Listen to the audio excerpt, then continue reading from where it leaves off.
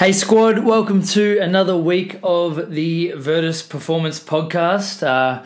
Before we get stuck into today's episode, I'd like to cheers you all for sticking with us for the last 60-something weeks. It's pretty cool to keep seeing the downloads going up, keep hearing feedback, getting messages of support is awesome. Getting suggestions for guests and topic ideas is equally awesome. So if you guys have something you want us to talk about, if you have a suggestion of a guest, of someone who would be rad to listen to and learn off, if you yourself want to give yourself some self-praise and throw your hat in the ring, then that would be spectacular. If you know someone or if you want to be on it, send us a message either through Virtus Podcast Instagram or shoot me an email to lachlanwallace@virtusperformance.com. If you are enjoying these episodes, please give it a share. Send it to someone who you think might get something out of it. That would be spectacular. For today's episode, my guest is the lovely Bianca Nelson. Bianca is someone who I've only met very recently, but is someone who has made a big impact straight away, and she has a massively inspiring and awesome story to tell. Is constantly looking to get the most out of this life and experience as many things as she can, so I'm not going to give too much away in this intro because you've got a whole hour of listening to her coming up, and because we've got a fair bit still to talk about, we're going to do a part 2 in a couple of weeks to kind of fill in some of the gaps that we didn't get to cover today. So without further ado, here's Bianca.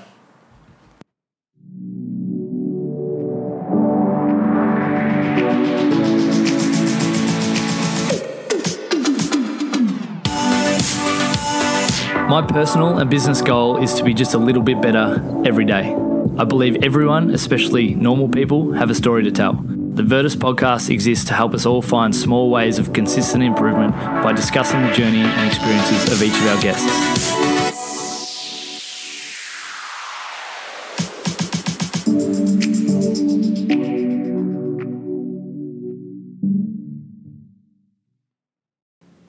Bianca, welcome to the podcast. Thank you very much, Lucky.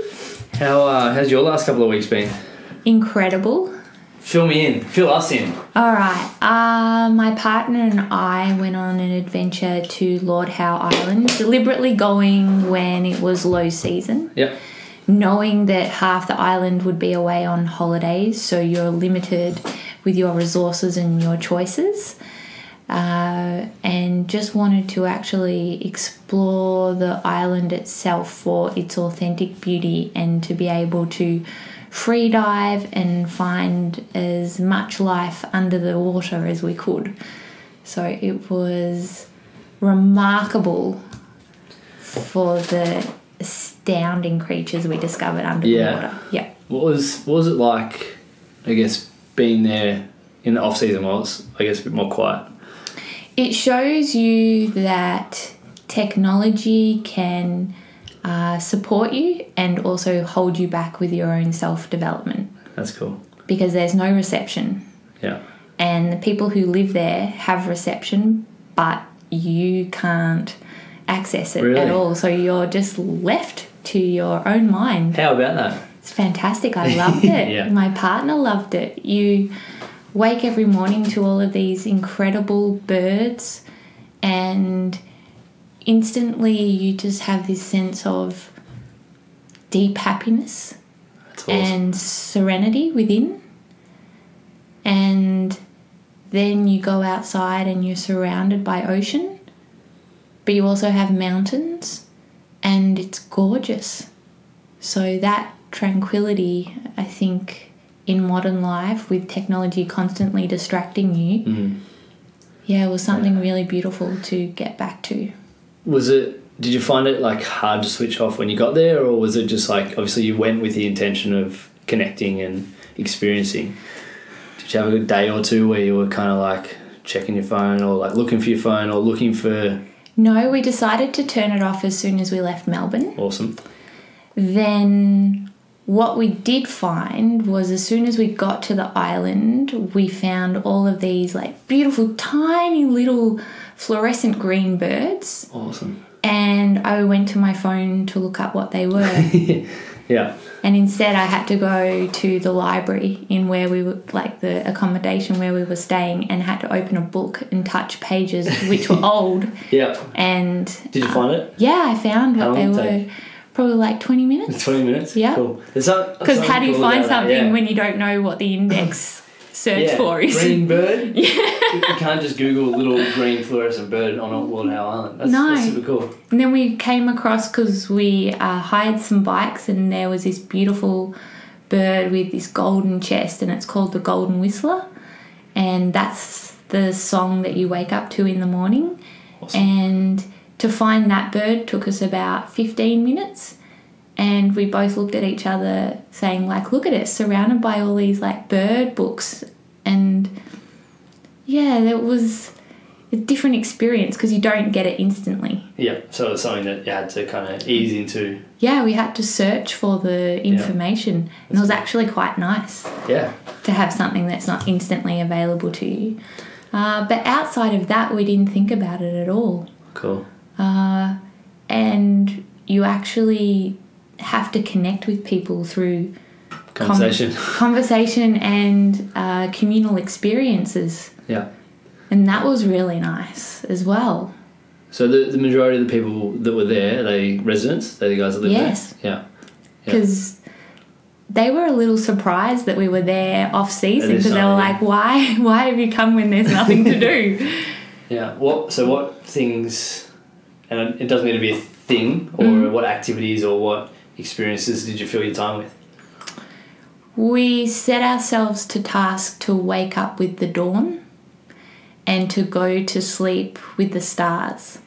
Awesome. So every day we had a little plan and allowed it to be flexible. So we hiked Mount Gower, which is one of the largest mountains there, and I hiked it.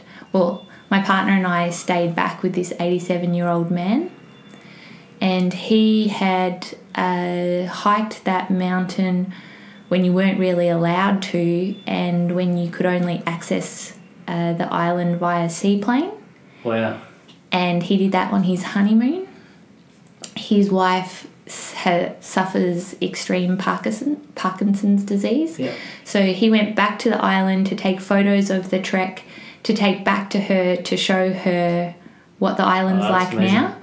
So that really reminded me that, I don't know, you seize life and it is what you make it. Yeah. So that was one of the, I guess, the founding moments at the beginning of our trip. Like, how deeply are we going to have our days here? Like, are we really going to commit to this island, or are we just going to, like, if we feel a bit tired, we won't be bothered? No, that made us really want to explore everything. Yeah. And so we did, and we just snorkeled nearly every single day, even with waves, crashing above our heads. We just went deep, and it was incredible. Like the turtles, absolutely. We made friends with the local people as well, so they showed us. I was hoping you'd say you made friends with the turtles. Oh, I did make friends with the turtle. Yeah, I swam around with probably the biggest greenback turtle I've ever seen, and he was just so happy to have us there. That's cool. So to be invited into their quiet world is something I treasure. But the local people showed us places, or told us about places that other tourists don't go to, because you have to actually earn your right to be there. You have to bush bash. Yeah. And that's what we did. They're the best kind of trips. They're the best. Yes. Oh my goodness. The beauty of that place, and to know that you're slightly in danger the whole time as well, because there's no emergency services, there's no quick rescue. There's no, call someone on your phone. You're just all by yourself. So how efficient is your common sense? And how well can you look after yourself? It's something we don't have to do all that often, apart from walking out in front of a car and things like that. We're very sheltered. Yes. At the moment. Yeah, we were really aware of, okay, we're in the middle of nowhere. No one knows us here. Yeah. No one knows where we are. We haven't told anyone our plans. Yeah. And you can just disappear. That could be the start of like a serial killer documentary. You can just disappear. You can. So how did you get off the island? Because it took you a little longer than you expected. Yes, because the runway is so small there and the planes are controlled by the wind. Yeah. The 2 days before our departure date, all the planes were delayed and cancelled. And then our plane was delayed and cancelled. And then we got to leave a couple of days later and they were only taking certain people, so they rationed everyone out. Yeah. And then we got our baggage on Friday because they sent that later. Yeah. And we weren't fussed at all, but there were some people who were really stressed and annoyed by it. Yeah. And it depends which way you look at it, right? For us, we were like, well, it's a gift and it's sort of part of what this place is about. Yeah. It's not that easy. And it's not available to what your it's not plans convenient. are. No, it can be very, very inconvenient. Which is important to be able to deal with that. Well, we saw someone who, we had met them on the island and they were lovely, but they then had to go to work. They were delayed the 2 days and their stress just went through the roof. Yeah. And it wasn't, I suppose, their stress. It was the pressure of work saying you should be back. Yeah. And their obligation to their work. And even though they knew it was out of their control, even though the work knew it was out of their control, They were still stressing. They were still stressing. And for me personally, I just want to be able to hold myself in check with that. Yeah. So when something is out of your control, you have to just hand yourself over to it. Yeah, I think it's an important personality trait to be able to, and it's hard, right? Like especially in this like overstimulated world we're in, it's super hard to be able to go, you know, I'm just going to take a breath, let myself be okay, and then deal with it the best I can. Yep, that's exactly right. Right. So when you're not fighting, or not fighting, when you're not waiting to get off Lord Howe Island, and when you're not adventuring and exploring and connecting, what gets you out of bed in the morning? I'd say my thirst for existence. Ooh, that's a good one. Yeah, I like existing. Elaborate. I feel quite honoured to have the option and flexibility to have a open heart and a strong and efficient body, and to be able to see and embrace the elements of what nature is made up of, and that's what gets me up. Awesome. And then how man has made our modern day life, that's just something you have to adapt to. But I would never want to miss a sunrise or miss the magpies, you know, bringing the sun up, because then the kookaburras come, and sometimes it's the other way around. And I'm always surprised they never interfere with each other's song. And that to me just brings me joy and grace. Like, I'm quite happy and thankful to be alive. So I try to then put myself to task, not wasting my day. Awesome. How do you best make the most of your day? By keeping my promises to myself, because I think the worst promise to break is the one that you've given yourself. So to me, mine is to look after myself. So if it's saying no to someone, if someone's running late, that's not on me. And no, I'm not going to extend my time with you because that's not good for me. It's about holding myself accountable and self-preservation. And you, in a way, have to train people how to treat you. Yeah, 100%. Yeah. You need to kind of have your bandwidth of what's acceptable. Yeah, and just respect for what I need to be a balanced person, because I want consistency. I don't want up and down. I don't want to wake up one day so tired that I need a weekend to get over, because what is a weekend? I think every day in a way should feel the same internally. Definitely.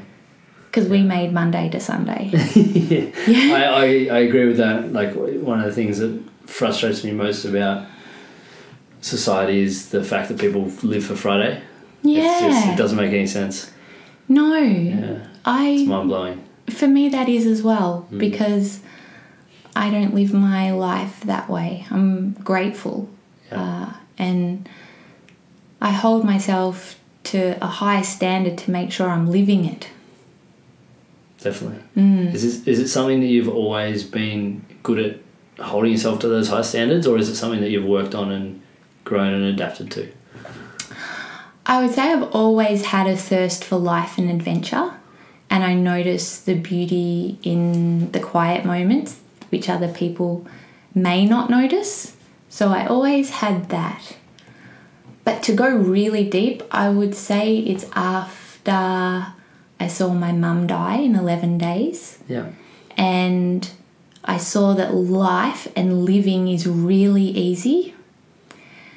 But to pass and to give up seeing the things that you love the most, that you have an emotional attachment to, that's been your passion of why you exist, to say goodbye to that, and it's something that's out of your control, that takes courage. Yeah.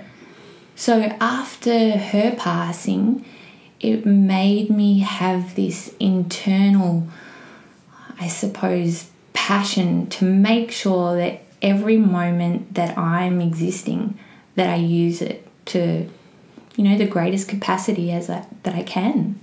Yeah. And that if I love and care for someone, I really let them know and go above and beyond for them, because you just don't know. Definitely. And I think I learned what unconditional love is. And unconditional love is how you treat yourself. It's obviously difficult having to go through that, but it's wonderful that you're able to take a massive learning curve from it and a big life experience. Yeah, I felt so honoured, because yes, you're losing your mum and it happened so quickly and out of the blue. Yeah. But at the same time, you realise, have you absorbed everything they've said? Have you really been present, really been listening? Have you really loved them? Do you have anything that you need to say and it's too late? I'm lucky to say that I didn't, because I had a very open and flexible relationship. Yeah. And I use the word flexible because there's ups, there's downs, but there was never negativity within that growth. And I know I'm lucky for that. Yeah. But still, you really want to make sure that you're doing the very best you can to live a life that you have no regrets with. That's beautiful. I like that. I like that a lot. So how do you take those lessons and, I guess, share them or teach them to other people?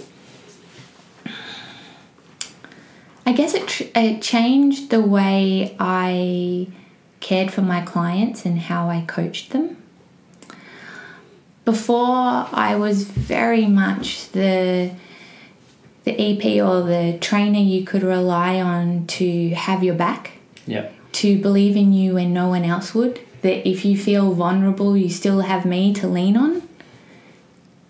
I realised I was robbing someone of having their own back, of growing a sense of stability within themselves, that if everything feels like it's going downward, they can actually just rely on that other voice. Yeah. And you always have a voice that believes in you, that you are your own architect. And how solid your foundations are is how much work you put into those foundations. So in a way, I felt that I had robbed people of that, but at the same time, it's a nice learning for me, and to have an interdependent relationship. 100%. Yeah, it can't be all on you, but at the same time, you need to be, or you can be there to guide and to assist and help. And absolutely, and to know, I always had a mindset that I was their safety net. Yeah. If you fall, you won't fall far because I'm here anyway. Yeah. And instead now I'm build your safety net. What is your safety net? If your safety net is going out outside and going for a walk along the beach before dinner because that makes you feel better, then that's what you do when you're down. Yeah. And everyone goes down bunny holes. You know, hire someone inside yourself and build a trampoline in those bunny holes and bounce back up. Like, work your way out of it. Yeah. Because that's how you evolve and you stop repeating the same pattern. That's a cool analogy. So would you say your, I guess, coaching philosophy is all around individual empowerment and growth rather than you kind of leading the way? Absolutely. Yeah. Yeah, definitely. And it's a process then of true transcendence, don't you think? Yeah, it's like my favourite word at the moment. Transcendence? Yeah. Like, to be able to know what you need in the moment and then be able to be your own resource for that and to build a library of tools you can implement to care for yourself. I think that's the greatest gift you can give yourself. And Definitely. as a coach or trainer, to see someone empower themselves that way, you know that that person will never end up in the situation they found themselves in because, they're building a new highway and resources within themselves that offer flexibility because they have choice, because they never feel shut down. Definitely. How do people build that, toolbox of resources to go back to? I think forgiveness is probably the first tool that you have to give yourself. Yeah.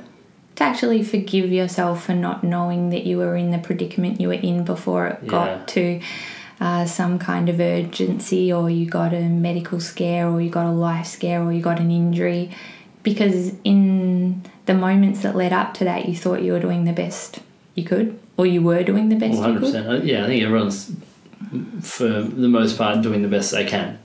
Yeah, and then I think knowledge and not having a fixed opinion.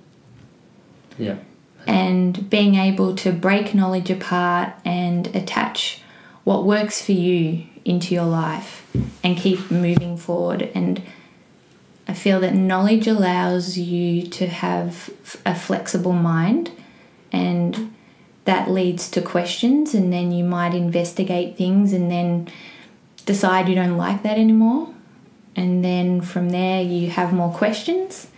Then you discover more people, you discover more literature, you're forever expanding, and you realise that you might have been holding yourself to these set of standards or these rules, but they go against your own moral integrity. Yeah. And that's why you weren't serving yourself. Yeah, that's really important. I think those standards that you hold yourself to are always going to be fluid as well. Like if we get stuck into, well, this is where I need to be, then you kind of bang your head against the wall. Yes. Do you think as well that a lot of, myself included, sometimes we forget we're allowed to change our mind? Oh, 100%.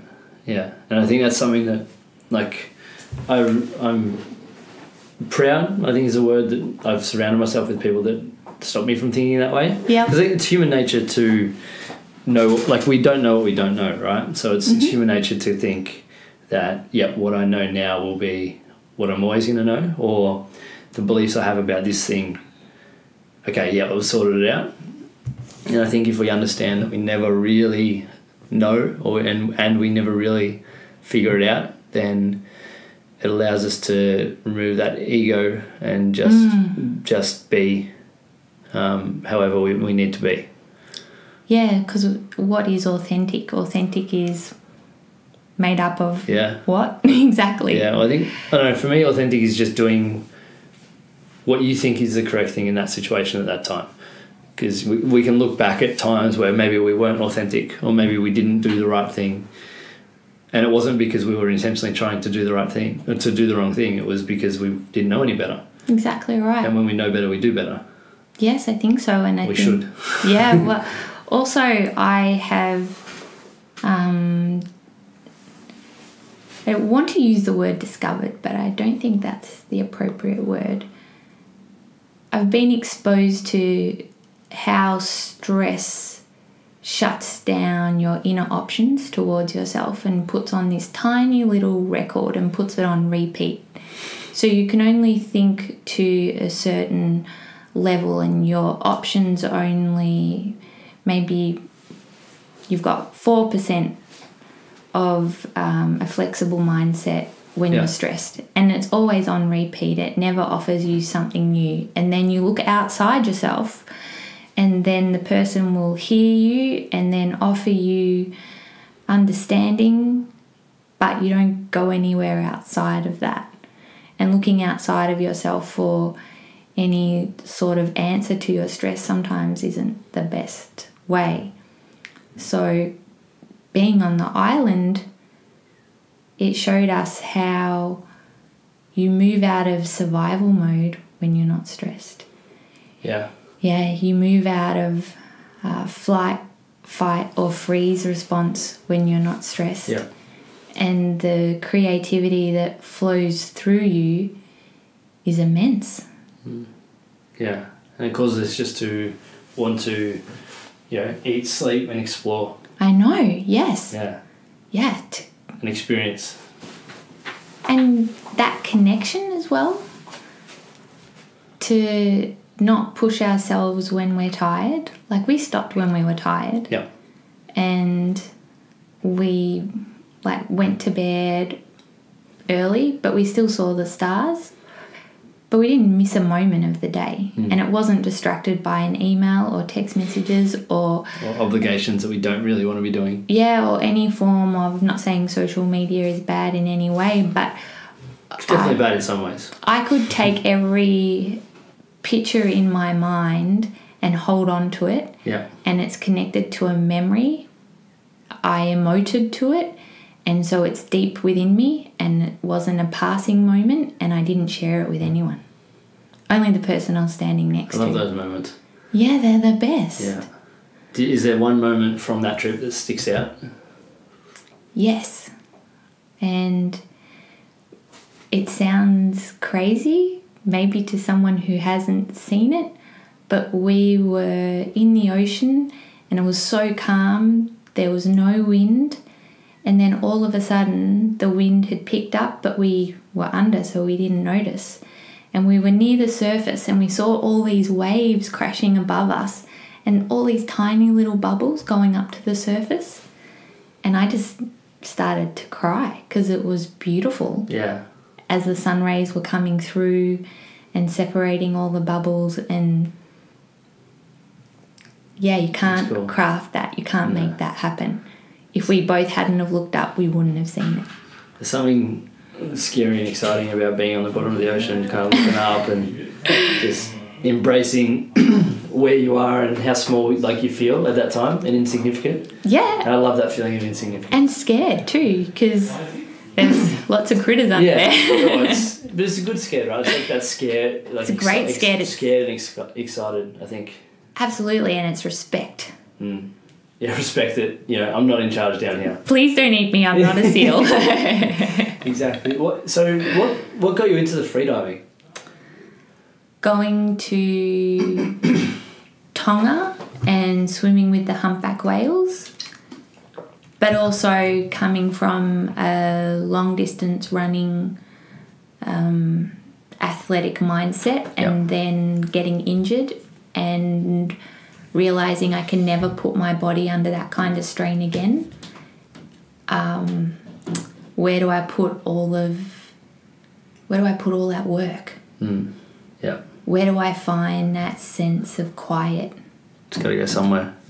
And I'm a nomad. I like to put myself to task and hold myself responsible of how efficient I keep my body. It's one of the most proudest jobs I'll ever have is looking after myself. And how do I put myself into some kind of training element that still has stress, that I have to evolve, that I have to stay connected, that I have to trust myself to perform when the time's needed. And that's how. Talk me through I guess, your experiences in that chapter as a runner and then the injuries? So I was competitive, but never to the point where I wanted to see someone fail beside me. It was more, we've all done exactly the same level of training to arrive at this moment. Yeah. Now, how badly do you want it? And I suppose I used to see every race as an opportunity to test myself of like, do you really want this? Because you know all these people here and someone has to win. Yeah. And you won't be liked, or you will be liked, or, you know, you have all those emotions go through. But for me, it was me with myself. Like, can I give myself the goal that I set, which was to win? Yeah. And the training, I was so strict and so harsh towards myself. I never knew that I put so much pressure on my body through my mind. Yeah. So having Steve Monaghetti as my mentor and connecting with him. Shout out. This is a shout out bell. Shout out to Steve Monaghetti. Yeah. He would say, as long as you're enjoying training, that's all that really matters. Don't worry about your times. So I understood that. That sounded really nice, those sentences, as I read them. But then when I was out training, that's not what I told myself. Yeah. So getting up to 180 kilometres a week and making sure that I was hitting all the distances, and then feeling fatigue, feeling heat, feeling pain, feeling fever. I just thought I was psyching myself out of something that I wanted so badly. Yeah. And I never ever questioned that I was injured. Even though I woke up one morning and couldn't swing my right leg out of my bed. Really? Even though one day after a run I knew that I had to stop because my leg stopped moving. Far out. I didn't want to stop. And I pushed myself as hard as I could until I actually couldn't walk anymore. Yeah. Took me about 2 hours to push the accelerator pedal in my car to drive home because I just couldn't get my leg to work. Then when I went to the doctor and got put in traction, I was in disbelief. Yeah. And they couldn't believe that I had such a severe injury and was still running.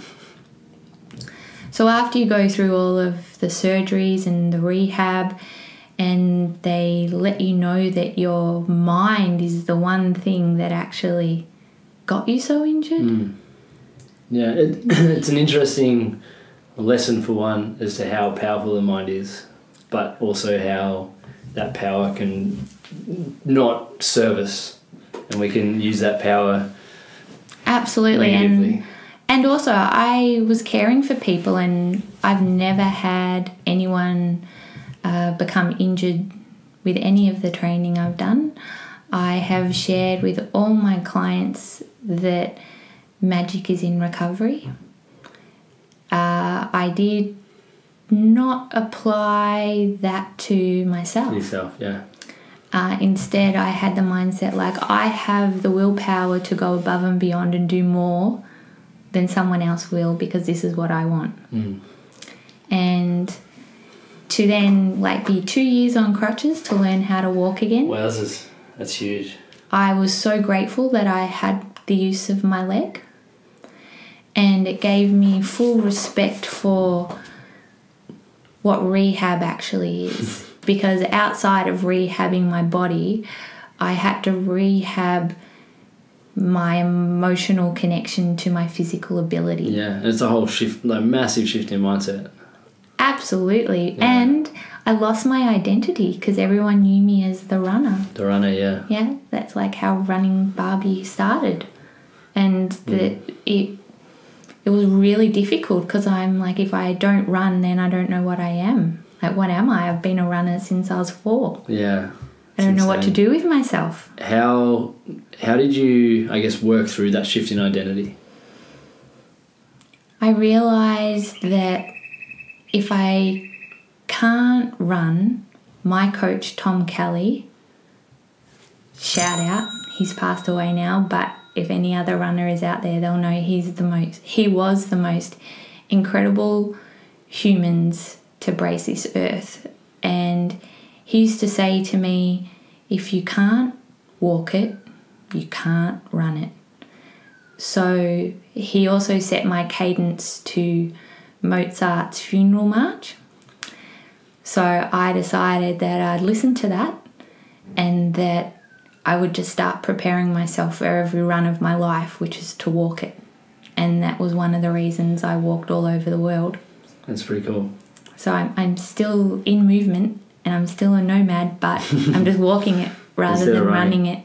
Yeah. But it was a death.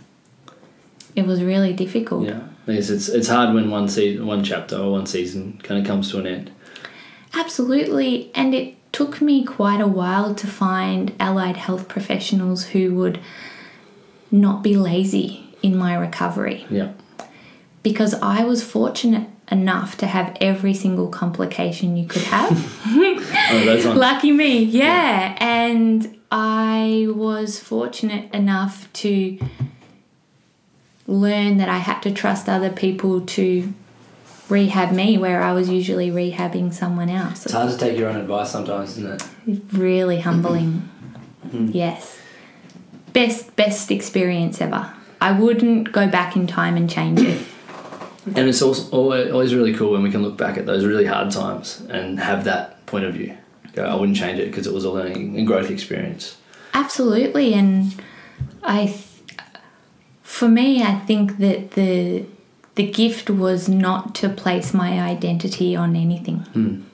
Yeah. It doesn't matter what you do or what you're currently focused on. That's not who you are. No. And that was really freeing. Yeah, I think it'd be, if everyone could do that, because that is basically just putting your ego aside, right? It's putting your ego on the hook and removing that from what you're doing to allow you to actually enjoy and do it. And then when that's done, it's okay, you move on. Yes. And you're okay with that. Yes, and I realised what it was that I loved about running. What was it?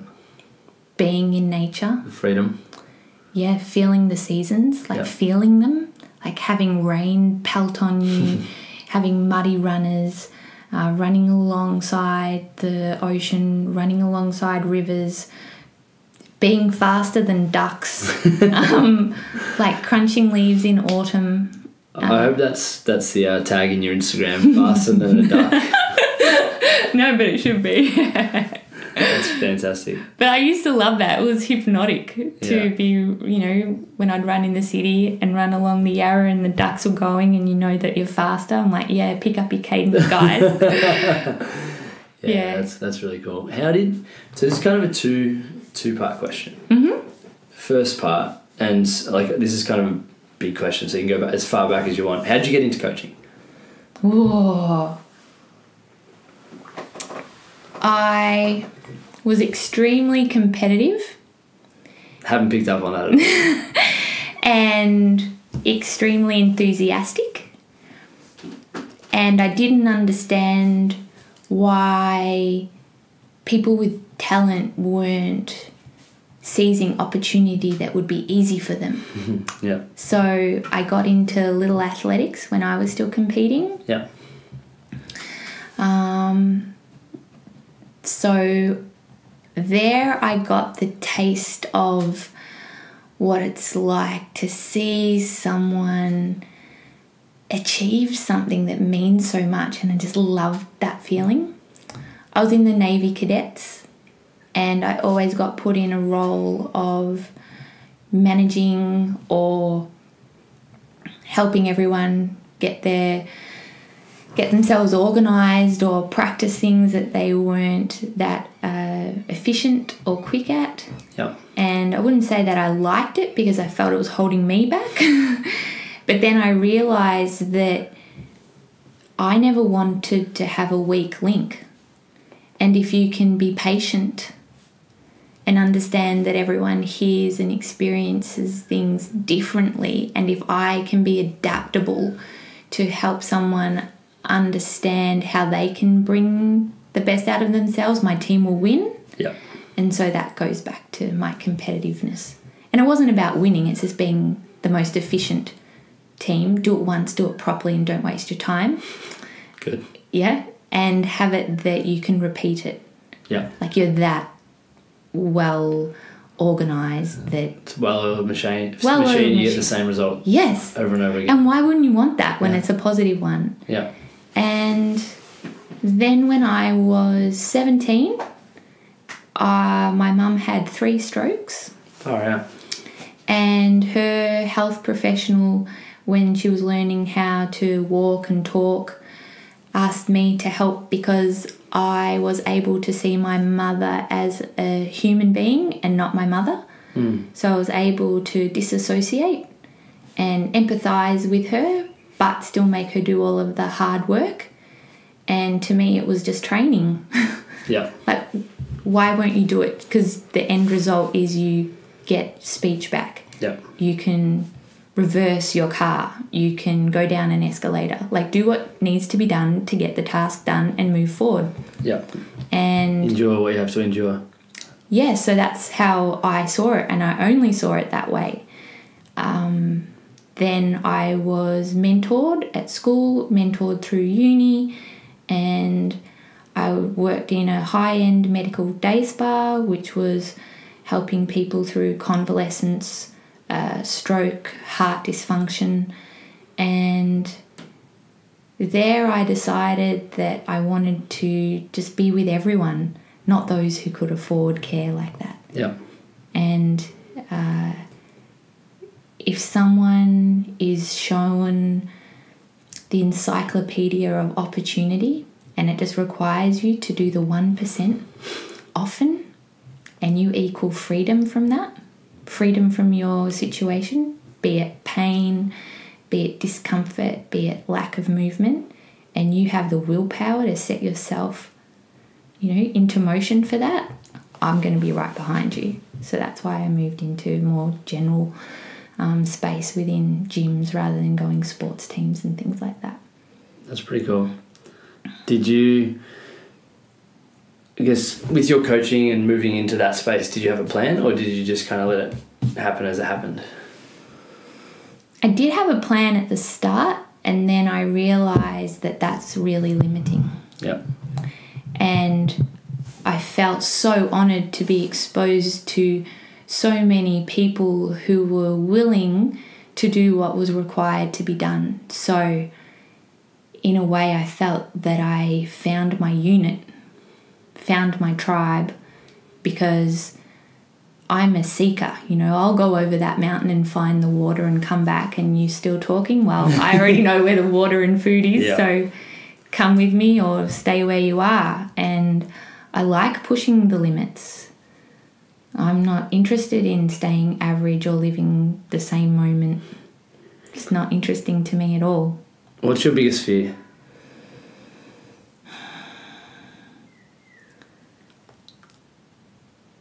My biggest fear would be to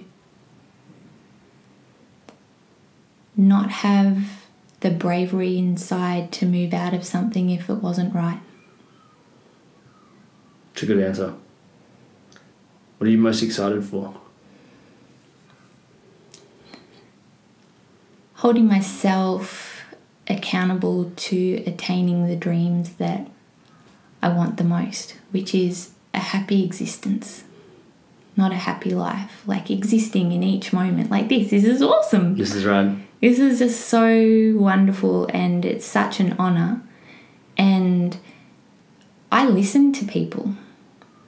I don't just hear you. And I don't want to miss a moment. So today is as good as tomorrow will be, and it's what I put into it. And nothing just comes to you. Yeah. You set things in motion. We've got to make things happen, and we've got to cultivate the connection and the, I guess, action for things to happen. Otherwise, it doesn't happen. We just sit on our hands and wait for something that never ends up coming?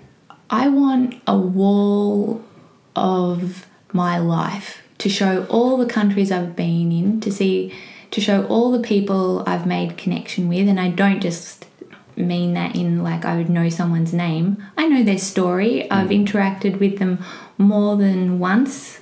They have memories and moments in my life. I've put myself in situations that's pushing myself to the limits because that's what we're born to do. We're like human ninjas. Human ninjas? Yeah. Good. Do you think everyone has the capacity to be a human ninja? Absolutely. Like you could use the word warrior, but I'm not interested in a fight. I want to have the flexibility of mind and spirit to like dance across rooftops and bound from tree to tree and not be around even though I'm present. Like I can withdraw and then I can come back and you'll know that I'm here if I want you to know, to allow other people to have their own moments. And for when important tasks are asked of me, I can perform them with efficiency and just move on. I don't like mess. So it's very orderly, dot the I's, cross the T's, tick the boxes, and do it well and efficiently. Yeah. That's your go-to. It is. I'm like, do it once and do it properly. Yeah. Because then you can live. You have flexibility. Well, I guess that opens up your bandwidth to not have to deal with all the shit around the edges, for lack of a better term. Sometimes I wonder about, how you can either pay a bill on time or you can let it go to your second reminder or you can let it go to your third reminder, and why you're doing that to yourself. Yeah, that's a really cool example. Because it's only harming you. Yeah. Yeah, may as well just pay it and move on. Pay it not and worry move on. about it. Yeah. Because we've got finite amount of space in our noggins. And that, we do. And that bill that you're on your third reminder on, it's sitting up there taking up space, right? Yeah, and you're right. And it's about, is that a lack of respect to yourself? Or what is that? I'm not sure. Because the bill's not going away. No. Nothing's going to change. You're still at some point going to have to pay it.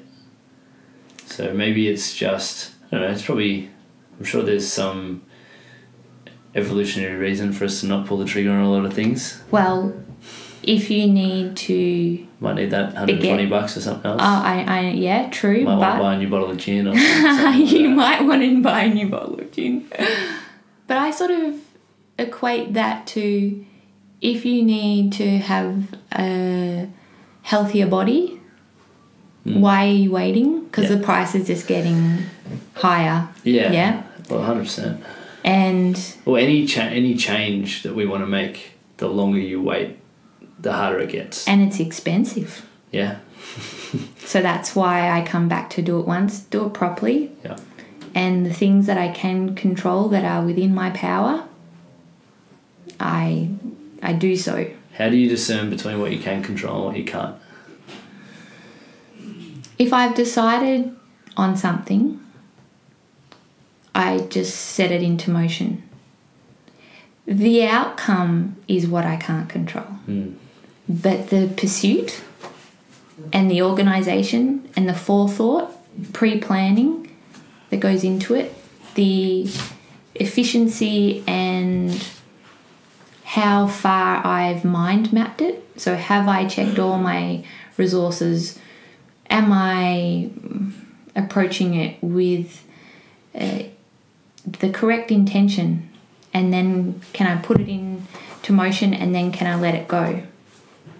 And I don't really mind what the outcome is. It would be brilliant if you got what you wanted, but you just never know. Yeah. That's how I measure that. Yeah, I like that a lot. I wrote a weekly email, and today's was on, if you focus on the outcome, you'll become overwhelmed, and if you focus on the process, then what will be will be. Yeah, I just love putting myself out there. Yeah, that's cool. Just right out there, and Oh, well, like I might fall over and I might I did get ask you, dusty. do you want to do a podcast? Yeah, sure. I've done a podcast before. Let's see what happens. And sorry that I sound like I'm 3, but yeah, I just... I'm not sure how the audio will sound. I'm sure I can change it. So no, you sound fine, mate. So unfortunately, I've got a coach. I don't like pulling episodes short, but so we're going to do part 2 at some point over the next month or so. So I'm not going to ask you all the bunch of little questions I ask at the end of the podcast because this is more of an intermission. But what? You're making me wait. I have one question for you. Yes? If this was the last time you would ever see me, what's one piece of tangible advice you could give me? Back yourself. Help me improve my life. Back myself. Good. I like it. And you did ask me if a soundtrack was playing. Like, what would that be? Yeah. And I really thought long and hard about that, and I would have to say I don't want any of Man-Made's music. Ooh. I just want nature. It's a good answer. So if birds called me in, good. that's the soundtrack I want. I like it. And on that note, we'll see you in a couple of weeks for the podcast. Sweet. Go Thank from you. here.